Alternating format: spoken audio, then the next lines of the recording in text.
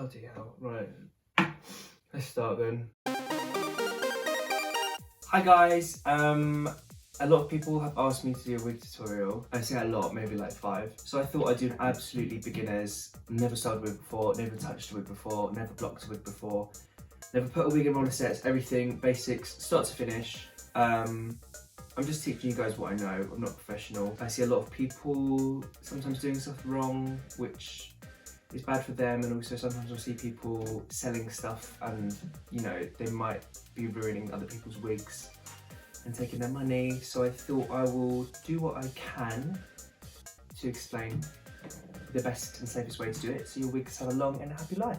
So first of all, a few things that you're going to need are obviously a wig. This is an old wig that I've styled quite a few times. I thought I'd start with a shorter style just because I think they're easier to start off with, because the longer the hair, the more difficult it gets to manage. But this wig is already cut, it's been cut terribly, so you might have to do a bit of trimming at the end. You're also going to need a few brushes and combs and bits, some tape to block the wig, these little pins, and then also these big pins. What else do we need?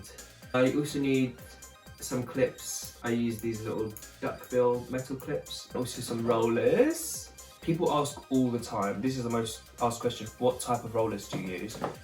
It's these wire mesh rollers. They are the best ones. For me personally, you can use other stuff. It depends what kind of curl you want. I find that they come in lots of different shapes, so you're gonna get the same curl but different shapes instead of using different types of rollers in the same wig. This is just a selection of them. This is the most common size. I've got like maybe 100 of these. Then I've got these yellow ones, and then if you want something really, really curly, you want these. Like this is, you know, super curly, which I think we're going to use at the back. So the style that we're doing today, I've done it quite often. It's kind of like a nice big wave, swoopy fringe, bit of volume, and then really curly at the bottom. So let's start, I think. Is there anything else? I don't know. Is there? If there is, oh, obviously you need a wig head. I would suggest a canvas head. Mine's a bit warped. Oh, this is what you need. A steamer. So you need to cover your wig heads because they're going to warp like mine. This is the steamer I use. It's a clothes steamer. I think I got it on like Voucher. Maybe it was like 80 quid, 90 quid, but you can get those little handheld ones for like £20, which I used to use, but they break after a while, so I need something a bit more durable. But you can use those little handheld steamers, and it's the exact same thing. Also, you want some sort of plastic bag. I use like a bag for life. So let's get started. Lesson number 1, blocking your wig correctly. It depends whether the lace is cut, how far back you like to cut your lace, or if it's a new wig. This is actually a little bit short for me, the way I've cut this on here. It's alright, doesn't matter. I like it a bit longer just because it makes the wig last longer. As time goes on, your lace is gonna, you know, get a bit weak and start to fray. So the more lace you leave on there, the longer it's gonna last. So what you wanna do is get the wig on there even, and then you can stick 2 pins at the top in the foundation of the wig, not in the lace of the wig. A couple clips for the side.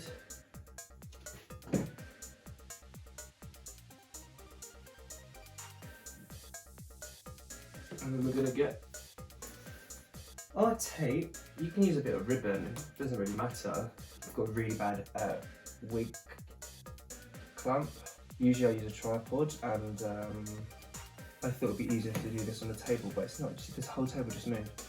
You're gonna pull it tight, make sure the lace is flat, and put a pin in.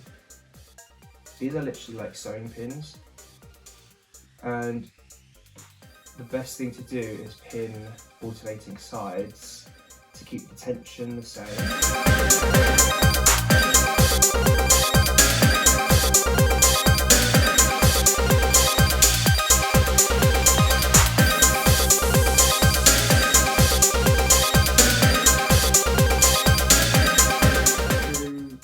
The reason we have to block the lace like this is because if you go shoving pins in, if you pull on the lace, only the bits that are pinned in are gonna like get caught. But when you use tape, it should kind of keep down the entire front of the wig as opposed to just the bits that are pins in. Up the side, then round to the front. Shove a pin in there. Same on the other side. Can you see that? Just about.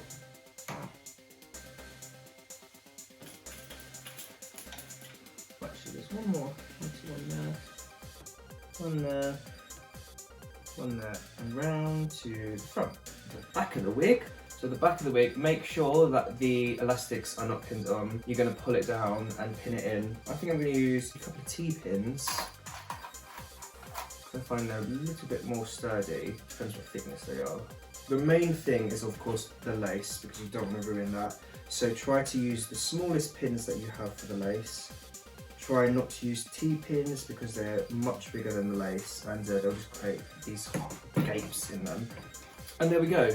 So that should be pretty secure. Within the head, I only ever put 2 there, 2 at the back. You can put more in if you feel like you'd be more secure, but obviously once you've styled the wig, trying to get those pins out, not great. Just a tip as well, I try to only use a tangle teaser on a wig because sometimes I will use a brush like this, but I just find that if there's a knot, it will get caught in it and just like rip the hair out. The best way to brush a wig, especially for longer ones, is make sure you just brush from the ends, make sure the ends are completely brushed out, and then work your way up.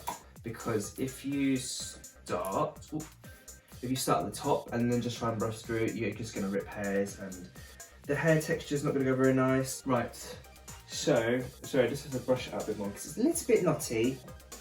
But obviously if you're using a new wig, it should be fine. I might do another video on like revamping a wig. Oh, one thing I forgot. You're also gonna need end papers. These are like perming end papers. These are perhaps not 100% essential. You can do it without it. I used to do it without it. The ends of the curls are nicer and it's much more manageable. So I'm gonna use a rat tail comb. So first of all, you wanna find your part. I like to do it just on that strip there, because that will look cool, won't it? Just like that. I love doing these styles if the wig's got some sort of highlight in it, so it can like whoop, whoop, whoop. Anyway, so you're gonna grab a chunk from the front.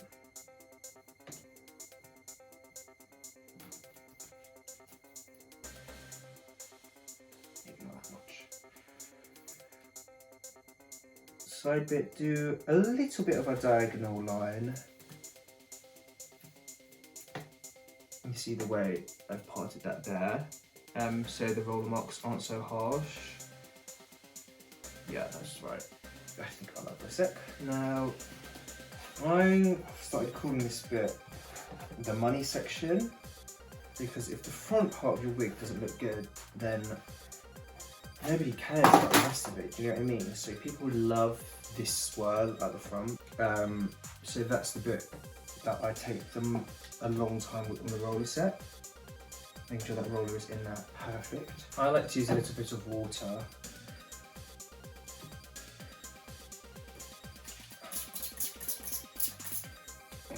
Just on those ends. Get your end paper.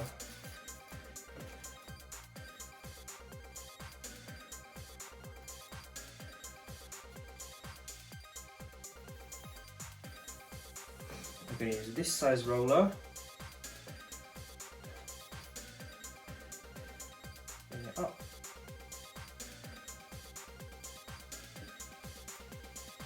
Roll it down, and where this wig has lots of different layers, we can use this to stop any bits sticking out, so it all goes the same way.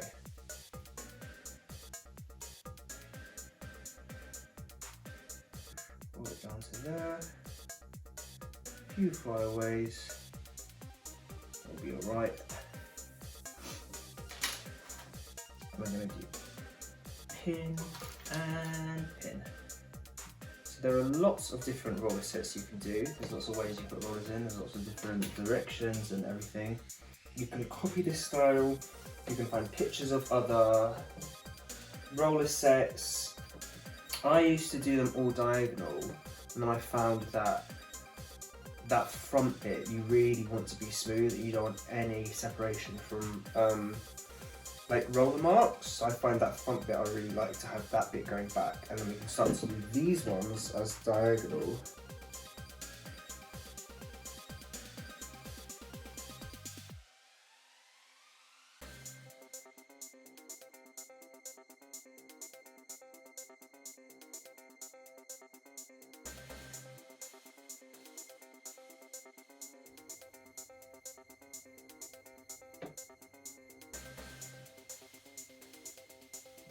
I have found, because I am learning every single time I do a wig, I'll learn something different about it, learn a different way.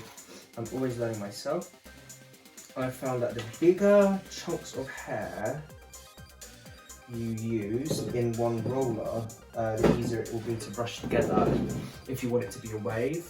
And if you want it to be all separate curls, then use smaller sections in your roller. That might be common knowledge.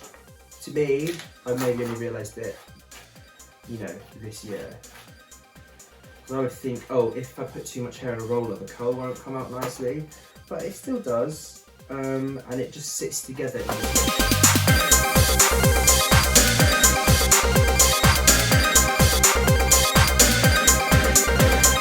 that we're on this section here, I want to go sort of have this shape and then roll down.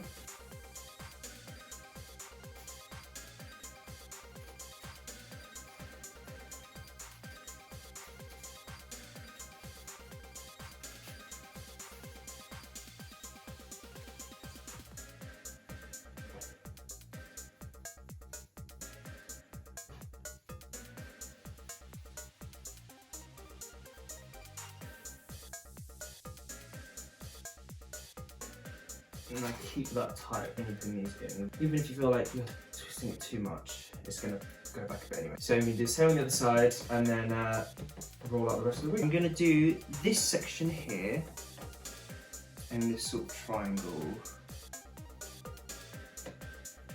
because we're going to have sort of the same as that, but like a small one.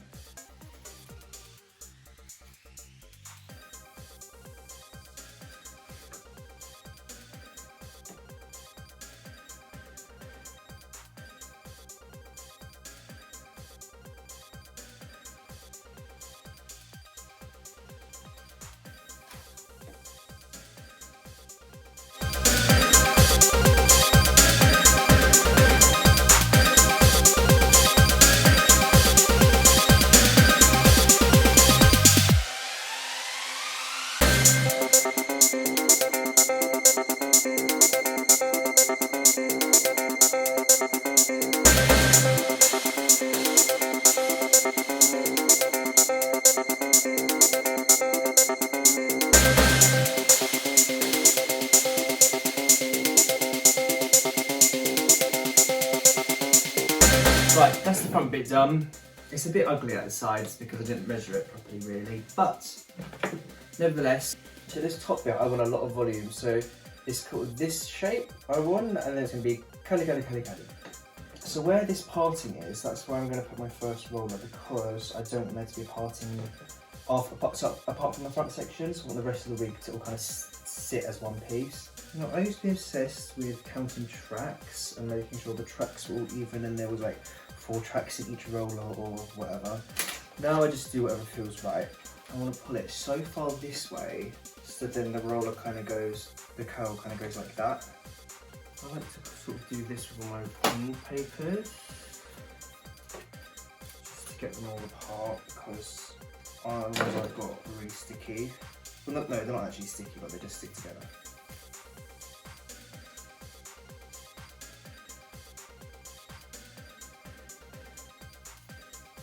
I'm going to carry on with our pink rollers for this top section.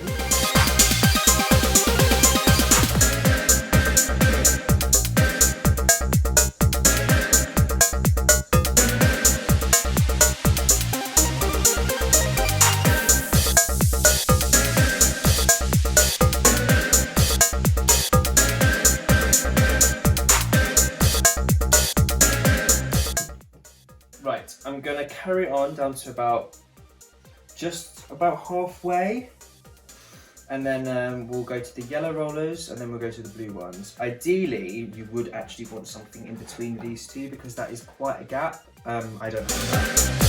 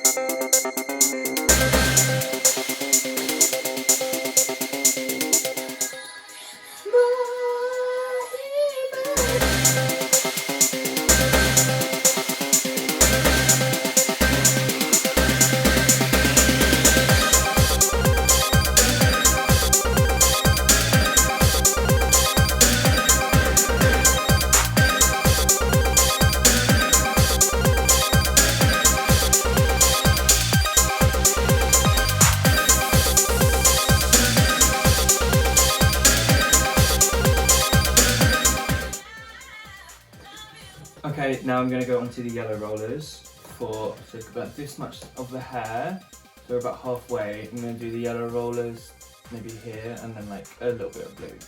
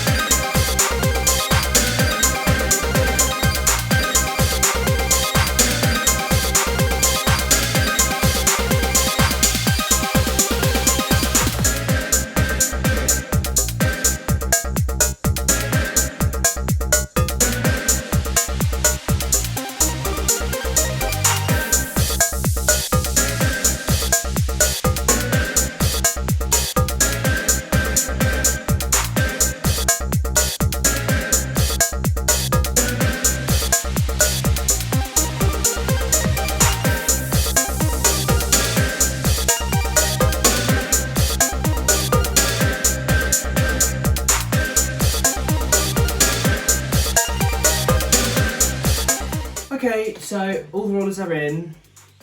As you can see, we've gone down to the back. I probably could have done started that yellow earlier, but we're going to see how it turns out. It should be alright. So now we're going to steam it. So just make sure all your pins are in because sometimes it might wiggle out a little bit. Mine definitely have. Actually, no, they're okay. While our steamer is heating up, get a bag. This is like a bag for life. This one is from France. This one's actually got a hole in it, but that's alright because maybe it's actually sometimes better to have a bit of hole in it just to let some of the steam out. We're basically just going to cover the bag and shove the steamer in it. Get your steamer. I'm going to do this in real time just so you can see how long to do it for instead of speeding up. So we're going to start holding it. I wish you could see through this. Maybe like halfway up the wig so it can get to the top. You see that seam coming out there, then you can move it to the side.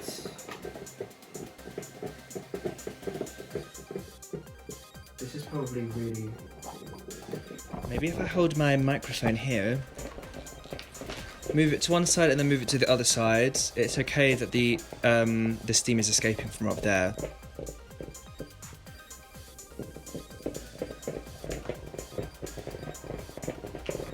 And then kind of just move it around. Try and pinch the bottom of the bag a bit, but you don't need to make it like airtight because it's going to get too hot and you can fry the hair. So just give it a feel.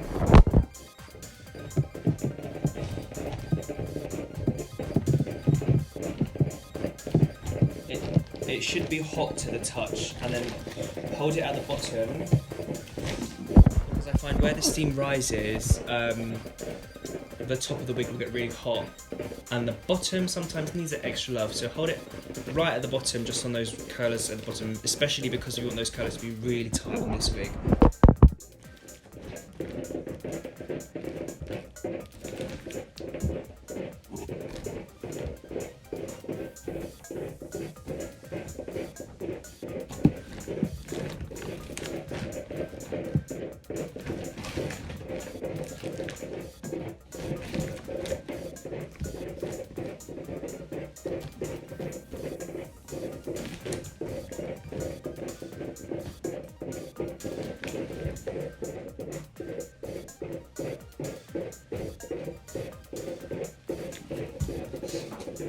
That'll do. Only a few minutes. That might have actually been too long. That might have actually been a bit too long, but I did get distracted. Sometimes I just lose myself in thought. Anyway, right, steamer's off. This is all hot to the touch.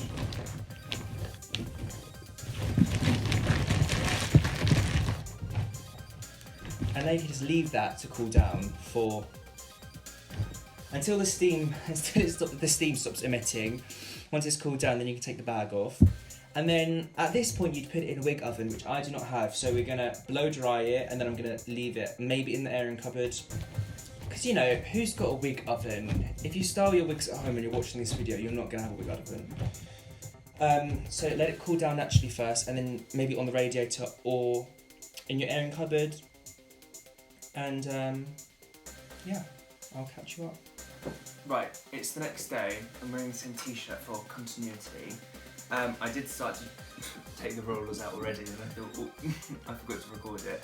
But it's fine, I'm going to carry it on. So this is the last layer of yellow rollers. So all of the blue and yellow rollers are going to be all the same. So we take them out. And then I like to brush through it with a wide tooth comb.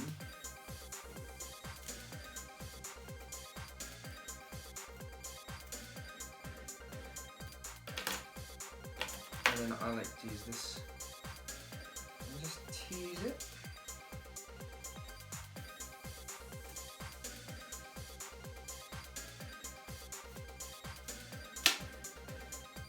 And then you can go through and define all of those curls. Depending on the style, they don't all have to be the same and neat and even.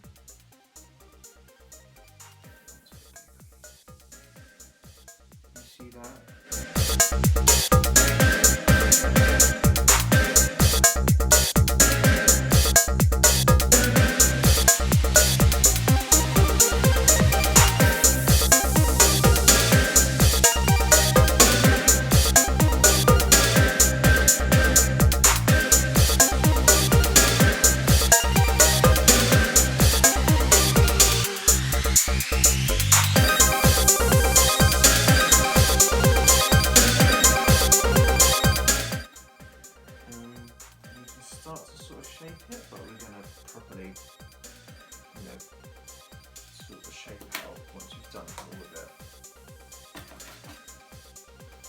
The last of the small rollers, then we're going to get into the big one as well. It's going to be a similar thing until we get to the top and that front section, obviously.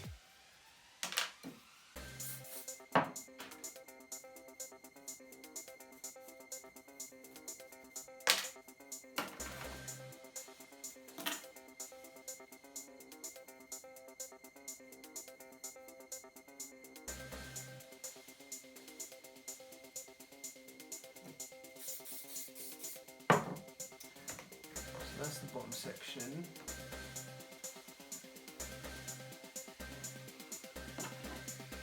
Just move it around to get the sort of shape you want.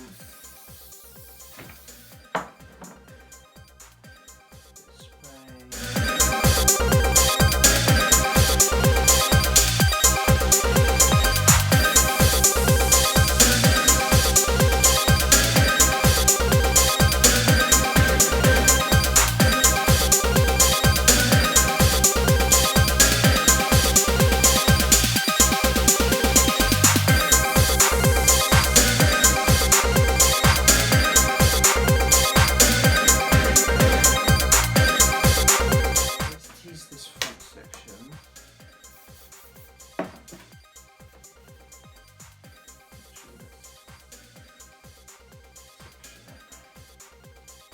Smaller sections work much better.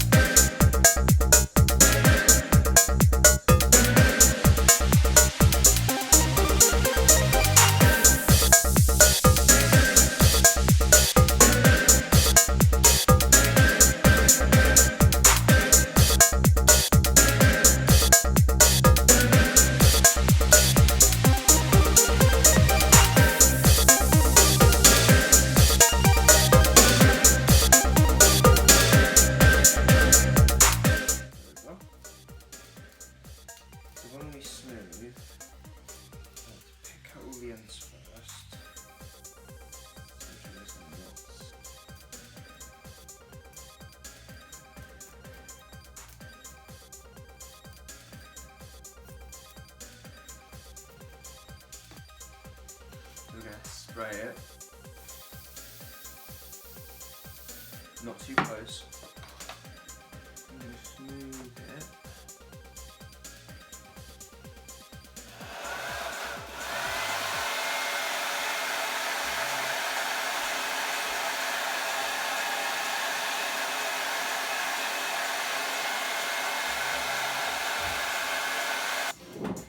Smooth it like that, and then I just like to get that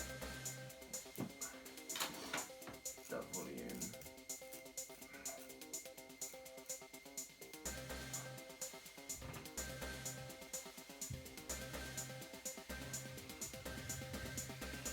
Right, so my camera stopped recording, so I'll try and catch you up with what's happened.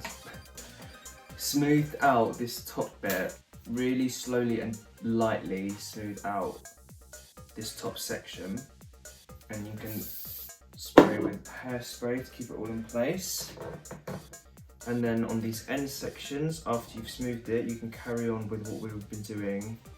Just really lightly brushing, and then just twisting the ends to define that curl. And I'm not sure if it's recorded, I don't know when it stopped.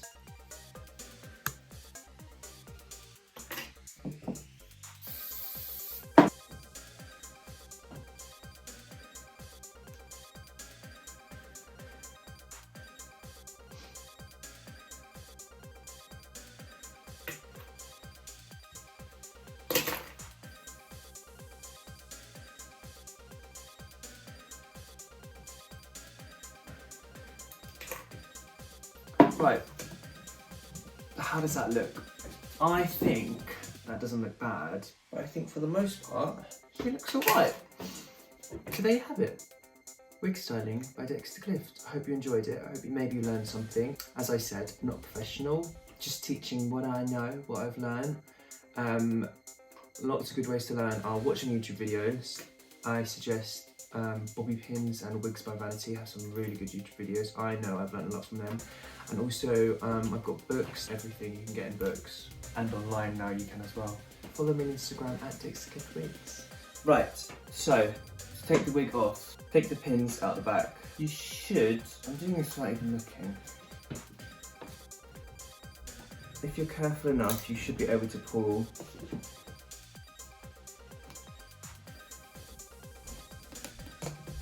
this whole thing out.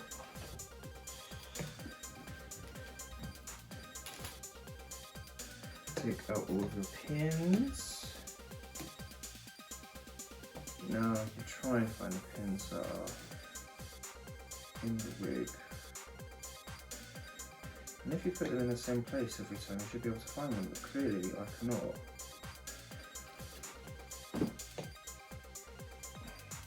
Oh, there's another one there, forgot about that.